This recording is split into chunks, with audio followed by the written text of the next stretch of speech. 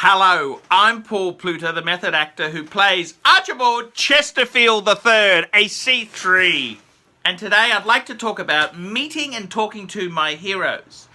And when I started the ArchieLuxury channel, two big heroes I had was a blog. It used to be called a blog to read, which is now a blog to watch. YouTube channel, a blog to watch. That's Ariel Adams. And the second guy who was my hero was Jaeger-LeCoultre. Jaeger-LeCoultre. He's from the Rolex. He's from Jake's Rolex Watch blog. And I remember in the noughties, the late noughties, actually I was doing a lot of contract work for KBR, IT support, and I used to read Jake's pages. Whenever you type in a Rolex watch or some celebrity, there'd be an article on Jake's Rolex Watch blog.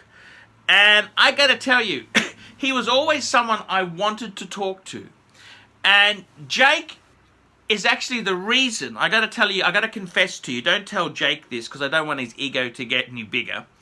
But Jake himself is the reason I have my world time, okay? Because Jake's also had a Patek page as well.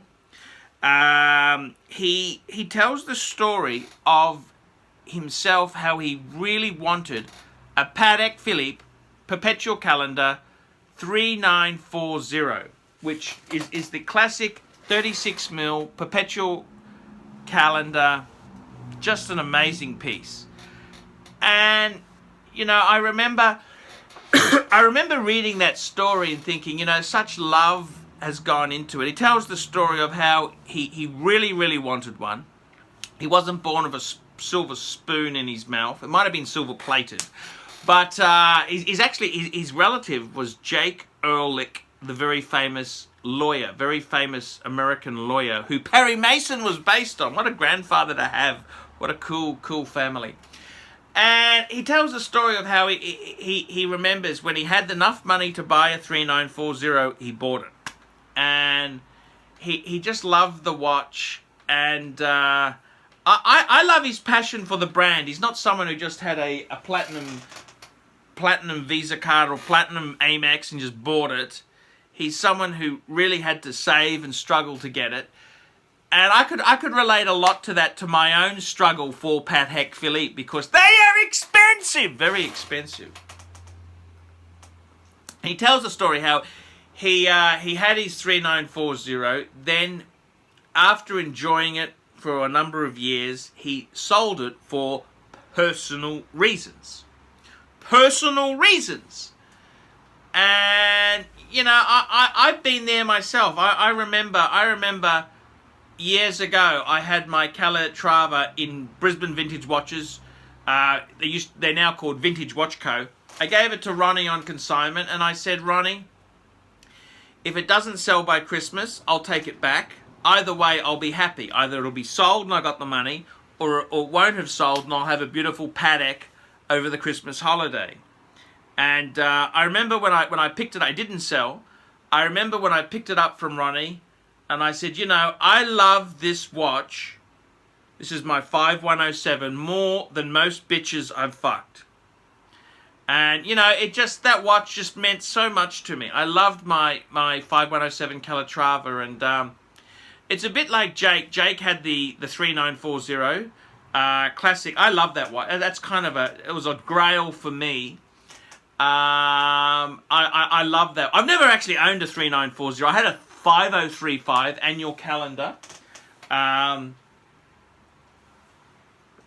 the 3940 was always a dream one. The other grail was always the 5110 world time. And you know, I got to tell you, it's just such an unattainable watch. I never thought I'd get one. And I remember reading Jake's column, and that's really the reason I sold the gold sub and got the world time, because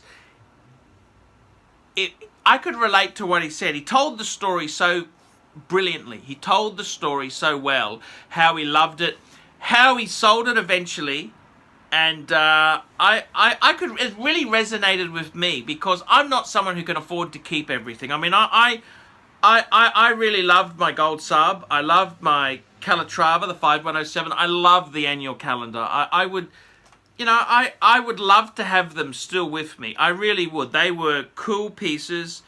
I really loved them. But, you know, sometimes in life, you can't always keep these things, you know. You kind of need the money. I'm a lower middle class, overweight white guy. I need the money. I need the money. And unfortunately, I sold it. I needed the money. I really did need the money. But as Jake said, you know, it's better to have loved and lost than to have never loved at all. And I could really resonate with Jake's journey in watch collecting. And it's kind of like my 5110. I absolutely love the watch. I'm contemplating selling it because I want to buy a condo because I'm going to be homeless in 2020. So I'm looking at maybe buying a condo now so that I can move into it later on. And you know, it's a bit of a journey. I mean, a Patek is cool, but do you really want to be homeless? You know, that's kind of what it comes down to. And I got to tell you, Jake's story there, it just resonates. He told the story so well. I remember it. I remember the. I'll put the link to the article below.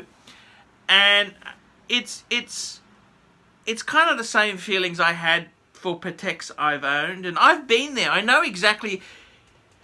Jake is a fantastic storyteller. He's also got podcasts, and he's the reason I got my world time. That's the reason. Jake Ehrlich, and Jake's Rolex watch blog. That's the reason he's one of my heroes. And I spoke to him recently, and the guy is so cool. He's really, really cool, really nice guy. I love him to death. So don't tell him that. I don't want him to know. You know, he's sort of one of my heroes in the watch YouTube commentary type business, and he's a really, really, really nice guy. Absolutely love him to death, and. You know, I own my watch. That's the reason, because of him, because of Jake. That's that story he told about his 3940 perpetual calendar, how he really wanted it and he finally got it, and then he sold it. But you know, it's not all bad. He just sold it, and he has the memories of enjoying it.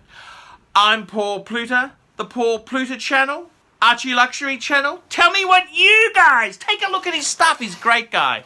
Paul Pluter signing out. See you later.